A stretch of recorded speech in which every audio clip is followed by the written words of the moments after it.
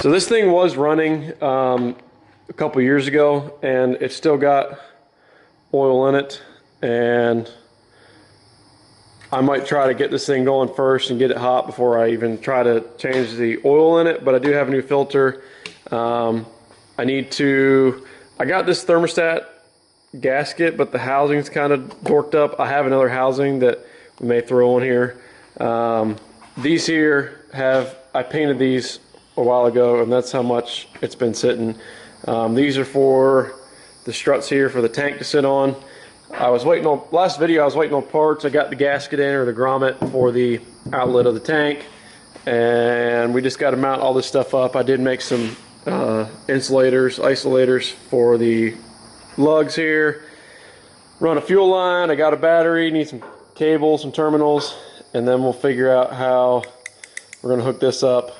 And I'm going to run, obviously, I want this to be at the front of the machine. This was back here originally. That's how a lot of the old ones were. But I want to run this to the front of the machine, and we'll do that once we make sure that this thing's going to at least fire up and run kind of well before I do a whole bunch more to it. Yeah, so I'm going to get to work here, and we'll see what happens.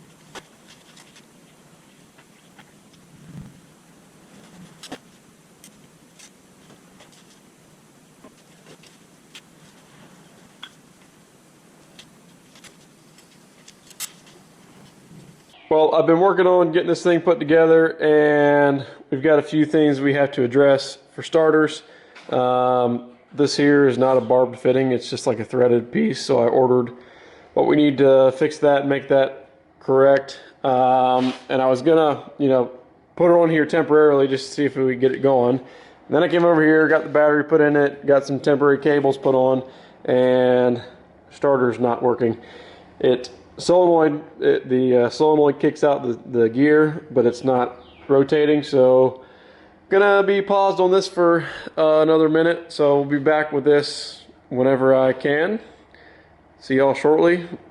Who knows how long it'll be. Finally back to work here on the old SA200. Got the starter back, had it rebuilt, and that should be good to go now. We got I'm gonna remake a couple terminals, battery cables, and do that, and then hopefully we're gonna try to fire this thing up, get it started, and then once it does start, and I know that it's gonna, I guess, work, I'm gonna work on the thermostat, getting that done, and then probably rewiring the switch to the front of it. This is the on-off switch here. wiring that at the front, and then got to add a choke cable in here and just a few miscellaneous things, but try to get it more or less put back together here. And then mentioned before, but I'm going to try to start it with what oil is in it.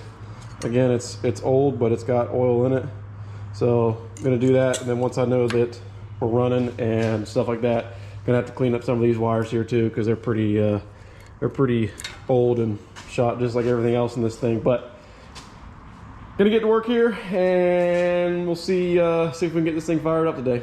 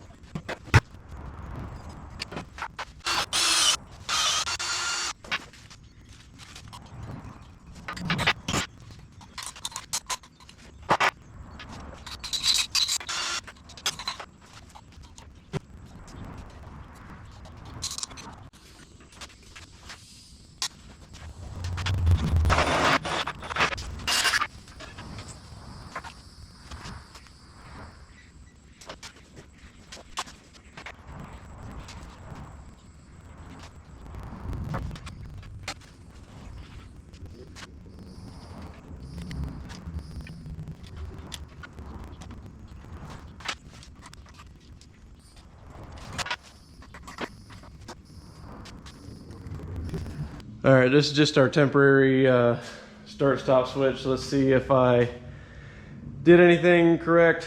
Got the ground on the other side, new cable here. The one wire coming from the alternator, that's temporary. This is obviously temporary. I got the wires are gonna be run over here somewhere.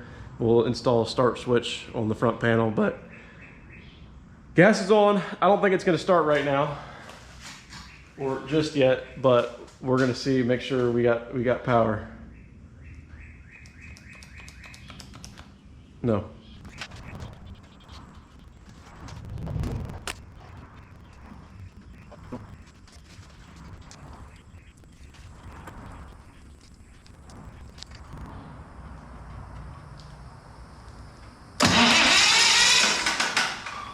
So I had the jumper terminal or whatever, I'm not sure the terminology, but I had it on the wrong one.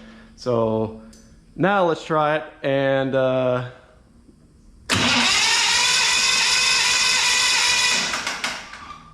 right, I'm gonna go over here to the choke and see if I can't choke it and give it a little fuel.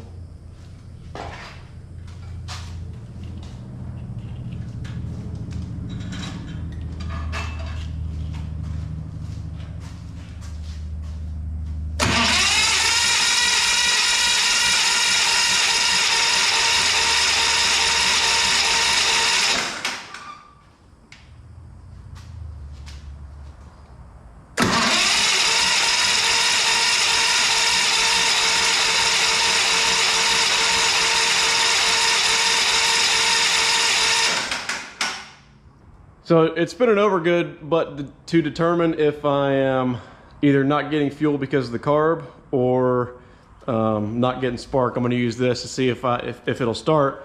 And if it'll start, then I know we're not getting fuel, and we can go from there.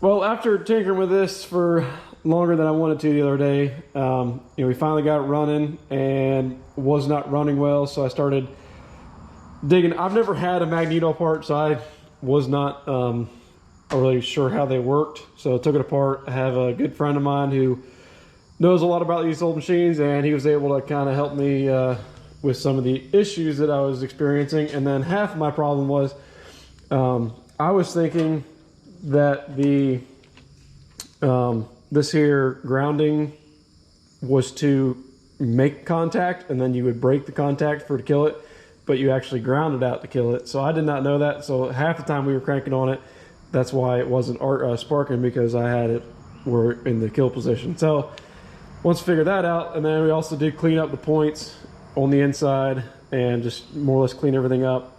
So it, as you can saw, it ran, but the problem now is I was taking each spark plug out and I was checking spark on each one to see how, how much spark or how good or bad it was.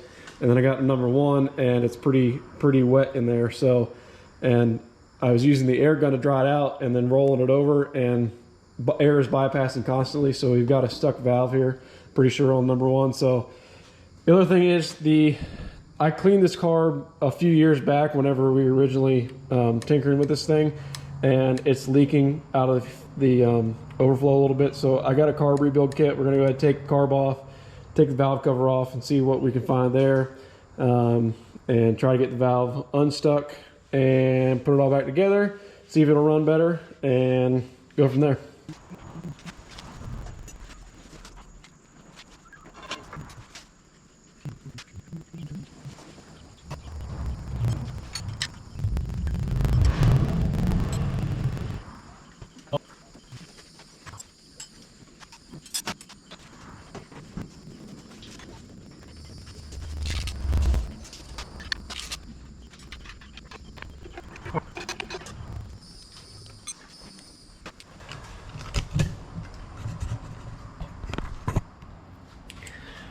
Well, this ain't pretty, but I think we found our problem. We got one there, and at least one there, and a bunch of junk.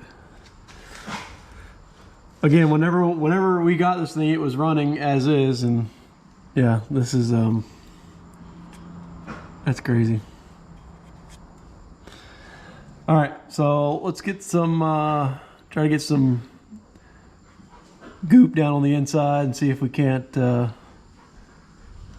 get these things freed up.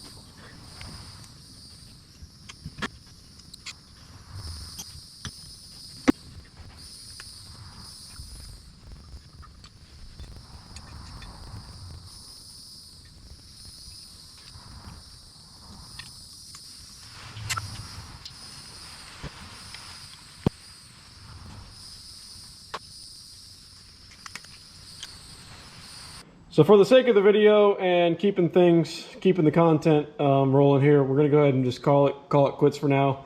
You know, we did get it running, but not very well. What was I gonna say? So I got blaster all in it, letting it soak in the valves there. I did try to make a little tool, you know, to try to push down, because the ones that are stuck are, I'm pretty sure, all the exhaust valves.